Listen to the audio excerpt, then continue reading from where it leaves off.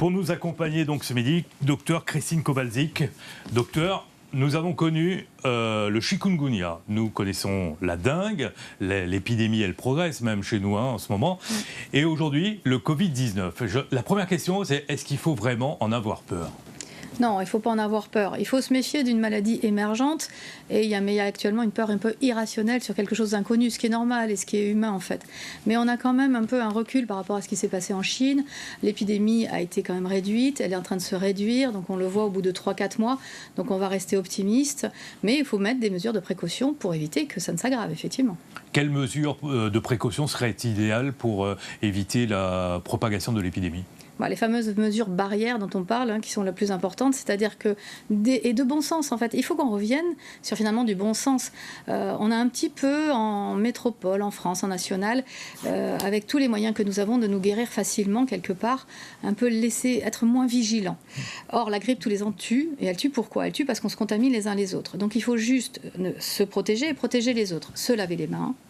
Éviter lorsqu'on est malade de tousser sur quelqu'un d'autre, dans le coude, maintenant tout le monde le sait, dans le coude, et éviter de se donner la main à chaque fois qu'on se rencontre. D'accord. Aujourd'hui, on nous présente l'hôpital comme l'instance en première ligne pour affronter l'épidémie du coronavirus, mais il y a également les médecins qui sont en première ligne. Est-ce qu'ils sont prêts, les médecins, à affronter la maladie ? Les médecins ont toujours été prêts à affronter une maladie. Ils se sentent un peu démunis actuellement parce qu'il y avait un manque de masques, mais qui est arrivé aujourd'hui, heureusement, dans les officines. Donc un sentiment un petit peu, si l'épidémie avait démarré plus tôt, sincèrement, il y aurait eu un souci. Là, le fait que le corona est arrivé et que les masques sont arrivés en même temps, on va pouvoir se protéger. Mais il y a 2 niveaux d'intervention, il faut voir ça. Les médecins libéraux, on est des commandos, il faut que c'est clair, on est en première ligne, on est dans le front. Donc il faut aussi nous protéger, on protège aussi les personnes qui vont protéger les autres derrière. L'hôpital, il est au niveau 2, il est essentiel aussi, on est très complémentaires, il est important pour tous les gens qui vont faire des détresses respiratoires. Parce que là, c'est à l'oxygène, c'est ça dont on aura besoin, et nous, personnes âgées, essentiellement, et les personnes fragiles, iront là-bas. Avec nous ce midi, Gilbert du Tampon. Gilbert, bonjour, merci d'avoir patienté. Votre question pour Dr Kowalczyk. Bonjour monsieur, bonjour madame, bonjour docteur. Alors, j'ai 2 questions précises qui demandent, je ne veux pas vous paraître exigeant, 2 réponses bien précises. Allez-y pour la première. La première, c'est quelle est la durée de vie du virus hors du corps humain ? Elle est très très faible, une sorte de 20 minutes à peu près. 20 minutes, je vous remercie, ça me suffit. La deuxième question, c'est je suis contaminé par quelqu'un le lundi. Bon, à partir de combien de jours précisément je vais contaminer les autres ? Alors là-dessus, sur la première question, si je suis asymptomatique, que je l'ai attrapé, que je n'ai aucun symptôme, est-ce que je peux contaminer quelqu'un ? Actuellement, on dit oui, mais c'est très faible. Plus vous serez symptomatique et vous aurez des toux, là, plus vous pourrez contaminer les autres. Donc la réponse, elle ne peut pas être très très claire, en fait. C'est vous êtes à risque du début jusqu'à la fin. C'est parfait. Écoutez, merci. Pour cette réponse, j'ai ce que je voulais.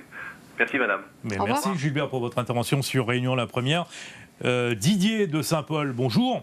Oui, bonjour. Votre question pour Dr Kowalczyk. Oui, est-ce que si on est comment asthmatique, on ne peut pas prendre ce virus-là ? Alors, si on est asthmatique, votre question, comment éviter le virus ? Non, est-ce que déjà, on est compatible à avoir ça ? Est-ce qu'on peut attraper ? Oui. Comme les autres. L'asthmatique va attraper exactement les mêmes risques que les autres. Après, c'est la fragilité, l'état de votre asthme qui est important. Si vous avez un asthme stabilisé, ça va. Mais si c'est un asthme instable, assez grave, vous avez déjà les réanimations, c'est un virus respiratoire et vous risquez de décompenser plus qu'effectivement une personne qui n'a pas de maladie inflammatoire des poumons. D'accord. Donc il faut être très très prudent, Didier, si ça vous concerne directement. Et au niveau de savoir, là, quand ça le préfet vient sur le plateau pour qu'il nous pose 2-3 questions aussi, pour mon avis, pourquoi il n'y a pas fermé les aéroports et les ports pour avoir laissé ça rentrer ici. Maintenant, on va être infecté avec ça, là. D'accord. 900 et quelques mille personnes, il y a toute la Réunion, je pense qu'ils entendent. D'accord. Pourquoi laisser ça rentrer ici ? D'accord, Didier. On devait fermer les aéroports, un petit île comme nous, un pays plus pauvre que nous, Madagascar, Maurice, Très bien. à refuser. À nous, il y a tout ici comme la Merci. Merci Didier, on comprend. On entend votre commentaire Didier, on entend. Mais on va prendre. D'accord Didier, nous l'avons entendu votre message. Nous allons poser tout de suite la question à Dr Kowalczyk. Est-ce que le fait de fermer les frontières, ça aurait évité l'épidémie, au coronavirus, d'entrer à La Réunion ? On peut fermer les frontières, effectivement. Oui, je suis d'accord. On va dire oui, on ferme les frontières. Personne ne rentre à La Réunion. On ne sera jamais atteint. Mais combien de temps va-t-on vivre enfermé de tous et de toutes ? Combien de temps les Réunionnais vont-ils accepter de ne pas recevoir leur famille métropolitaine ? On ne sait pas combien de temps l'évolution de la maladie. Si on pouvait dire dans 3 mois, c'est fini, on est enfermé pendant 3 mois, on n'a rien. Mais dans 3 mois, l'épidémie elle va continuer de partout dans le monde et il y a bien quelqu'un qui va revenir. Donc ce n'est impossible sur le plan matériel de nous enfermer dans notre cocon doré. J'adore la Réunion, mais c'est impossible. Impossible, donc la décision qui n'a pas été prise de fermer les frontières. Les personnes les plus à risque restent que les personnes âgées aujourd'hui, docteur ? Oui, pour revenir quand même sur la question d'avant, pourquoi est-ce qu'aussi Madagascar a fermé ses frontières ?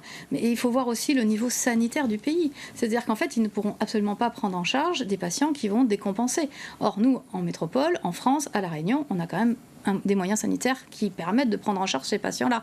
Tout le monde ne meurt pas du Covid-19 en fait. Donc voilà. Donc la deuxième question. Donc voilà, c'est la raison pour laquelle les bateaux de croisière n'ont pas pu faire escale donc à Madagascar. C'est ça. Et également aux Seychelles. Ils ne pouvaient absolument pas identifier et ils ne pouvaient pas surtout les prendre en charge. Donc il faut mieux qu'ils partent et effectivement c'est du coup nous qui nous récupérons les risques. La question que moi je vous posais, elle concernait les personnes âgées. Ce sont les personnes les plus à risque aujourd'hui ? Il n'y a pas que les personnes âgées. On en parle beaucoup, mais il y a aussi, ne pas oublier, toutes les personnes immunodéprimées, donc les cancéreux, les gens qui ont des maladies chroniques inflammatoires et qui prennent des traitements. Donc personnes âgées et maladies, les immunodéprimés. Avec nous ce midi, Paul de Saint-Denis. Bonjour Paul. Bonjour. Oui, Bonjour. Votre question pour Dr Kowalczyk ? Alors j'aurais 2 petites questions pour le docteur. La première, c'est est-ce que les CHU de La Réunion ont une capacité suffisante pour accueillir tous les malades si tant est que l'épidémie se multiplie ? C'est ma première question.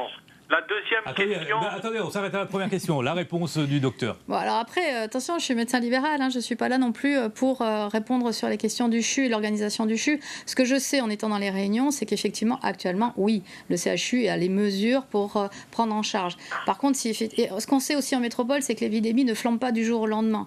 Donc c'est pour ça que les mesures qui sont faites actuellement, c'est d'éviter que la maladie diffuse, mais en 2 temps, 3 mouvements. Et là, on sera saturé parce qu'on a le problème de l'insularité et qu'on ne peut pas envoyer nos patients dans le territoire d'à côté en 5 minutes. La deuxième question, Paul. Alors ma deuxième question, celle-ci, on parle de patients guéris. On dit qu'il n'y a pas de traitement, mais on parle de guérison. Alors j'aimerais bien savoir quelles sont les mesures que prennent le personnel médical pour dire qu'un malade est guéri. Les précautions pour dire qu'un malade est guéri, en fait, ça, c'est plutôt les symptômes. C'est-à-dire que le patient n'est plus malade, il est plus fatigué, il n'a plus de fièvre, il tousse plus. Voilà, il est guéri, c'est tout. C'est simplement clinique, on reste dans la clinique. La question, c'est quel remède pour vaincre la maladie. Ah non, mais là actuellement il n'y en a pas. C'est une virose, comme toutes les viroses. Tous les ans vous avez une rhinopharyngite, c'est la même équivalent. Le problème du coro, c'est la complication. Mais tous les ans vous avez certainement un peu, une fois de temps en temps, le nez qui coule. Votre médecin vous donne du paracétamol, il vous donne un petit peu de goutte pour le nez et vous guérissez en quelques jours. Donc c'est exactement la même chose. Donc là, on peut guérir du coronavirus ? Ah oui, 85% des gens, je répète, guérissent du coronavirus. Ça, il faut vraiment le garder en tête. On parle de toutes les complications. Et c'est ça qui fait peur actuellement à l'État, c'est les complications. Il faut qu'on puisse les assumer sur le plan hôpital. D'où l'importance de l'hôpital. Voilà, Paul, la réponse à vos questions. Ça vous va ? Ouais, écoutez, je suis bien obligé de faire avec. Bonne journée à vous. Merci également. Et bon courage. Et surtout, protégez-vous, Paul. Béatrice de Saint-Leu. Oui, bonjour, docteur. Bonjour. Oui, bonjour. Alors, moi, ma question, ce serait pour aller vers tous les médecins généralistes. Alors, est-ce qu'ils ont le droit et l'obligation de prescrire un masque à toutes les personnes malades susceptibles d'être plus fragiles de recevoir ce virus-là? Parce que j'ai ma maman, justement, dans le cas où elle est asthmatique, elle est très, très malade. Est-ce que le médecin traitant, elle est dans l'obligation de prescrire ce fameux masque? Pardon. Non, on n'est pas du tout dans l'obligation. Il y a le droit et l'obligation dont vous parlez, c'est un peu des choses différentes. On préconise de prescrire des masques, mais pour l'instant, je pense que les masques, il faut les réserver à ceux qui sont malades. Ceux qui ne sont pas malades, il faut juste les protéger en n'allant pas les voir lorsque nous-mêmes nous sommes malades. C'est exactement ça. Après, votre maman, ça, effectivement, est une personne à risque, puisqu'elle a des problèmes respiratoires dans ce que vous me dites. Donc, et c'est ça qui est compliqué en ce moment, et je trouve ça dommage, parce que je suis quelqu'un qui sont pour les relations humaines. Et là, ce qui va être embêtant, c'est qu'on va devoir dire les Gramoun, n'allez pas les voir ces prochaines années, et surtout les enfants, que les petits-enfants on sait qui sont porteurs du virus, qui ont une virémie importante, n'aillent pas y voir les personnes âgées. Je le regrette beaucoup parce que je trouve que c'est dommage de perdre ce rapport social que je trouve magnifique à La Réunion, cette relation avec les Gramoun. Mais il faut les protéger. Oui, c'est une mesure de protection avant tout. C'est une mesure de protection. Mais de porter un masque si on n'est pas malade ne sert strictement à rien. Ça sert à rien, puisqu'en fait, on va être contaminé. Il faut toujours... La peur, on l'enlève quand on comprend comment se passent les choses. On est contaminé par le virus que si on touche une main qui porte le virus, donc quelqu'un, voilà, je vais faire ça, je vais vous serrer la main, je peux, si je suis malade bien sûr, je peux vous contaminer. La deuxième possibilité de se contaminer, c'est que je tousse, je vais éternuer, ou alors je ne suis pas symptomatique, mais je vais simplement postillonner parce que je suis près de vous, et donc je vais vous postillonner, vous allez le récupérer. Là, c'est la deuxième façon de se contaminer. Voilà les deux manières de se contaminer. Donc les Gramoun, allez les voir, seulement vous mettez une distance de sécurité. D'accord. Écoutez, merci beaucoup et bon courage pour cette crise. Oui, merci, parce que les libéraux, ils vont en avoir du courage. Oui, voilà. Merci Béatrice, bonne journée à vous. Merci, au revoir. Et d'ailleurs, dans quel état d'esprit sont les médecins aujourd'hui face à cette épidémie ? Les médecins sont inquiets. On a organisé avec l'URMEL-OI 3 réunions d'information et le Conseil interrégional de l'Ordre des médecins Océan Mayotte. Les deux institutions ont ressenti l'inquiétude au niveau des professionnels de santé et donc on dit il faut qu'on fasse des réunions d'information. Donc on a alerté l'ARS et le CHU et donc on a actuellement formé 300 médecins. C'est quand même assez exceptionnel que les médecins se mobilisent autant pour venir sur des réunions. Donc, du coup, c'est clair qu'il y a une inquiétude. Inquiétude pour quelle raison ? Inquiétude parce qu'on ils ne comprenaient pas toujours non plus le mode de contamination, qu'on voit que d'un coup l'Italie ferme toutes ses portes, on ne comprend pas pourquoi. Moi personnellement j'ai compris, ils n'ont pas les réserves sanitaires que nous avons nous, il faut absolument qu'ils stoppent l'épidémie, ils n'ont pas été chercher le premier cas contact, il y a des choses qui n'ont pas été faites comme on le fait nous en France. En France on n'a pas du tout la même stratégie. Alors on a fait une politique d'ailleurs que je trouve bien, que certains reprochent, mais la politique de confinement, c'est quand même à ce jour le meilleur moyen pour pas que l'épidémie se diffuse. Donc les médecins sont inquiets parce qu'ils sont très inquiets sur les retours des voyageurs. Puisque clairement, là actuellement... ça va être le cas chez nous. Ça va être le cas chez nous dans 10 jours. Dans 10 jours, Donc dans 10 jours, qui sera positif, qui ne le sera pas, franchement, impossible de le savoir. Donc du coup, comment va-t-on faire ? Après, ils sont rassurés sur la létalité de la maladie, ils sont rassurés sur la diffusion de l'épidémie. Là-dessus, ils se sont sortis quand même rassurés. La deuxième chose que je trouve positive, c'est qu'on va entraîner une organisation des soins qui va être que positif, parce que de toute façon, on va améliorer comme ça la relation entre la ville et l'hôpital, et il était important qu'on le mette en place. Et si je vous suis bien, cela veut dire que dans 10 jours, avec le retour des vacances, il y aura une explosion du nombre de cas ? Il n'y aura pas forcément une explosion du nombre de cas, mais il y aura surtout une explosion du nombre de consultations pour ça. Et c'est là où il va falloir faire attention. Et comment on va faire ? Comment on va faire dans nos cabinets pour distinguer celui qui vient ? Alors là, on nous dit, bon, il y a les clusters, il y a les zones à risque, mais on voit bien que la personne qui est arrivée hier, bon, elle était dans une zone, je considère internationale, un bateau de croisière, pour moi, c'est une zone à risque. Donc voilà. Mais celui qui va aller, alors maintenant, et puis en plus, la situation change tous les jours. Donc c'est-à-dire que la personne va rentrer. Par exemple, si c'était aujourd'hui, hier, j'aurais vu une personne qui venait des alentours de Montpellier. Franchement, hier matin, je lui aurais dit, vous n'êtes pas à risque. Le soir, il était à risque. Comment allez-vous faire ? Comment est-ce qu'on va faire ? C'est impossible. Et c'est là où moi, je sollicite l'État pour avoir suffisamment de masques pour nous protéger toute la journée. Parce qu'on sera dans l'ignorance totale du patient malade ou pas malade. Après, je n'ai pas peur du tout d'une épidémie, mais flamboyante à La Réunion. Enfin, ça, je ne m'inquiète pas là-dessus. On vous sent un peu démunis. Nous avons une question qui nous arrive par Internet. Julie, comment faire la différence entre la dengue et le coronavirus ? La question entre la... Ah oui, j'attendais la personne. La question entre la dengue et le coronavirus. C'est pas exactement la même chose en fait. La dengue, il y a des douleurs musculaires qui sont bien plus importantes. La fatigue est différente. Et puis après, on a des signes biologiques. C'est ça aussi qui est pratique. C'est qu'on a quand même... en fait, la dengue, elle est grave sur les signes biologiques. Donc on peut voir l'évolution en faisant une prise de sang pour savoir si le taux de plaquettes, les hémorragies vont... Donc on est beaucoup plus rassuré en fait sur un suivi de dengue. On la maîtrise. C'est toujours pareil. On maîtrise les choses. C'est-à-dire que maintenant, depuis quand on la connaît, on sait qu'un patient qui a la dengue, il rentre chez lui, il faut juste qu'il ne se pique pas pour pas contaminer les autres. On le suit à J3, à J5 et à J8 sur sa prise de sang, et voilà. Et il ne va pas en réa.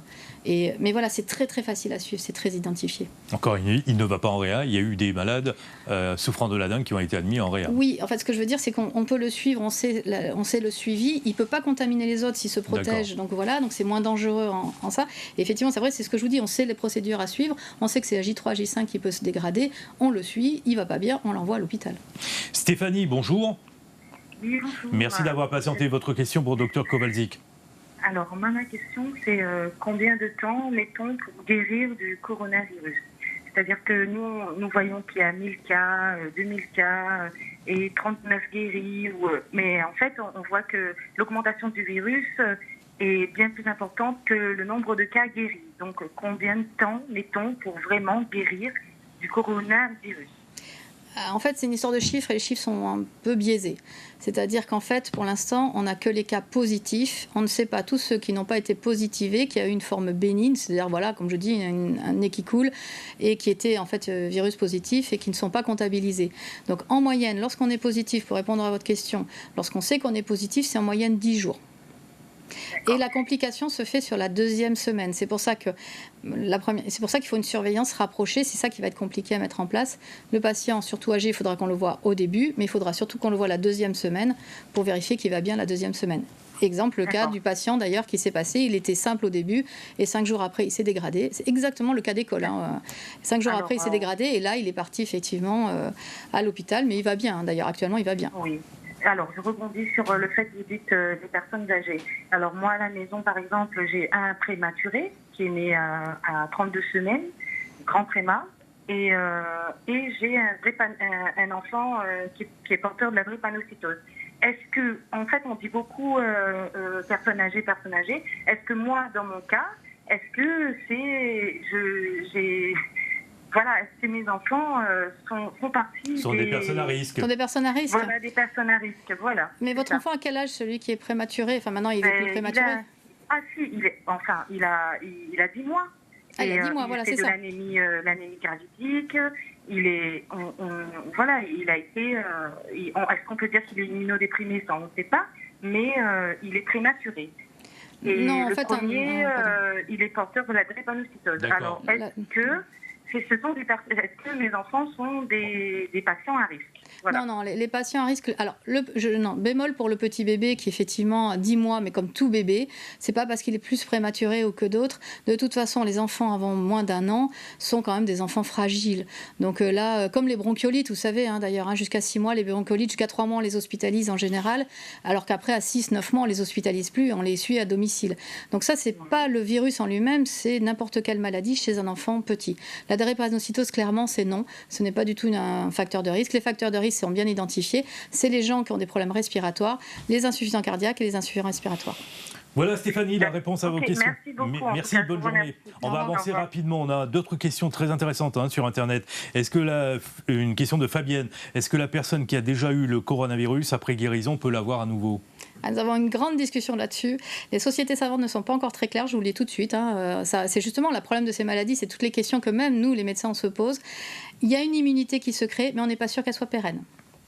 Une autre question, là il faut répéter que le coronavirus ne se transmet pas par les moustiques, parce qu'il y a une dame là qui nous dit est-ce que le moustique peut être dangereux pour le coronavirus? Non, pas du tout, je maintiens, ce n'est pas du tout le moustique. À l'époque, le chic, on disait autre chose. Et le chic, c'est le moustique, la dengue, c'est le moustique, et le coro, c'est l'air, c'est les gouttelettes.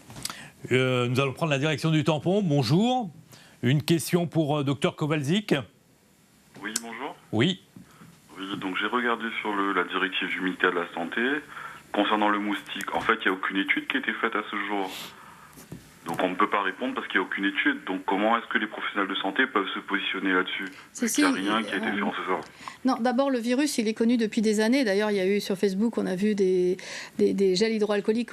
C'est une famille qui est connue depuis des années. Donc, en fait, on sait pertinemment que ce virus-là ne passe pas par les moustiques. Non, ça, on est très clair là-dessus.